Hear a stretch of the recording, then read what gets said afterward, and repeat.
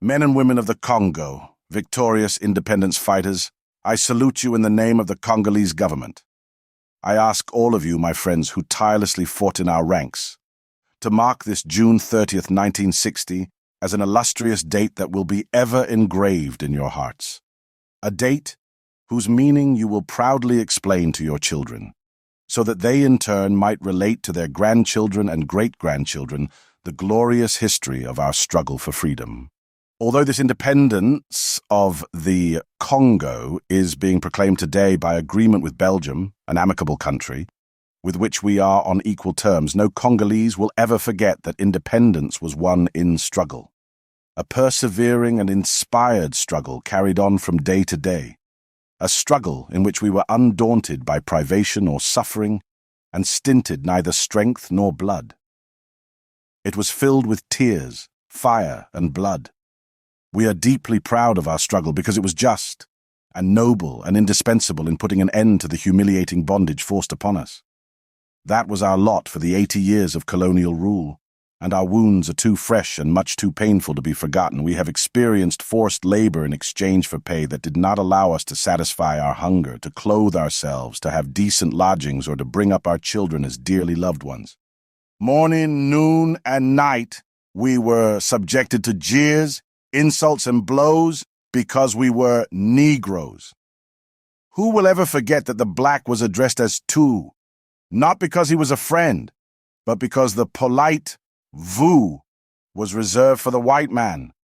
We have seen our lands seized in the name of ostensibly just laws, which gave recognition only to the right of might.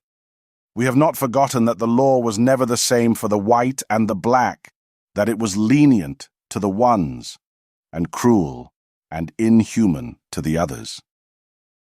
We have experienced the atrocious sufferings, being persecuted for political convictions and religious beliefs, and exiled from our native land.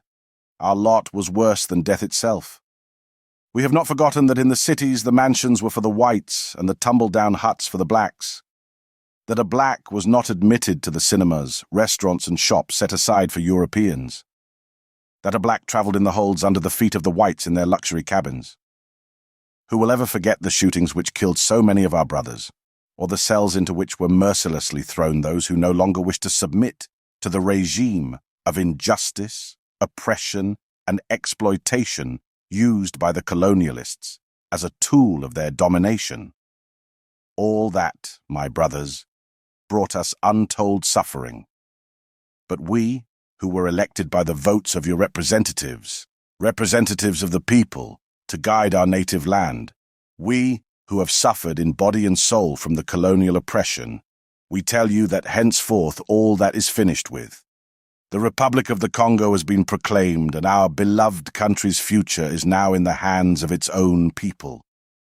Brothers, let us commence together a new struggle, a sublime struggle that will lead our country to peace, prosperity, and greatness. Together we shall establish social justice and ensure for every man a fair remuneration for his labor. We shall show the world what the black man can do when working in liberty, and we shall make the Congo the pride of Africa.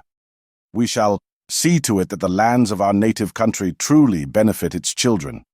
We shall revise all the old laws and make them into new ones that will be just and noble. We shall stop the persecution of free thought. We shall see to it that all citizens enjoy to the fullest extent the basic freedoms provided for by the Declaration of Human Rights.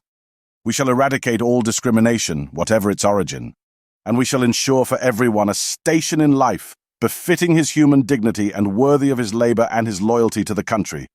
We shall institute in the country a peace resting not on guns and bayonets but on concord and goodwill.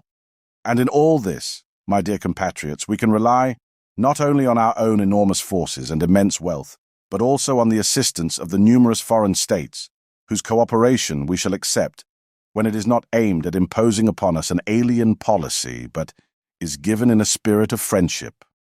Even Belgium, which has finally learned the lesson of history and need no longer try to oppose our independence, is prepared to give us its aid and friendship. For that end, an agreement has just been signed between our two equal and independent countries.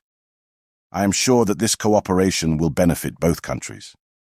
For our part, we shall, while remaining vigilant, try to observe the engagements we have freely made. Thus, both in the internal and the external spheres, the new Congo being created by my government will be rich, free, and prosperous. But to attain our goal without delay, I ask all of you, legislators and citizens of the Congo, to give us all the help you can. I ask you all to sink your tribal quarrels. They weaken us and may cause us to be despised abroad. I ask you all not to shrink from any sacrifice for the sake of ensuring the success of our grand undertaking. Finally, I ask you unconditionally to respect the life and property of fellow citizens and foreigners who have settled in our country. If the conduct of these foreigners leaves much to be desired, our justice will promptly expel them from the territory of the Republic. If, on the contrary, their conduct is good, they must be left in peace, for they too are working for our country's prosperity. The Congo's independence is a decisive step towards the liberation of the whole African continent. Our government, a government of national and popular unity, will serve its country. I call on all Congolese citizens, men, women, and children, to set themselves resolutely to the task of creating a national economy and ensuring our economic independence. Eternal glory to the fighters for national liberation. Long live independence and African unity. Long live the independent and sovereign Congo.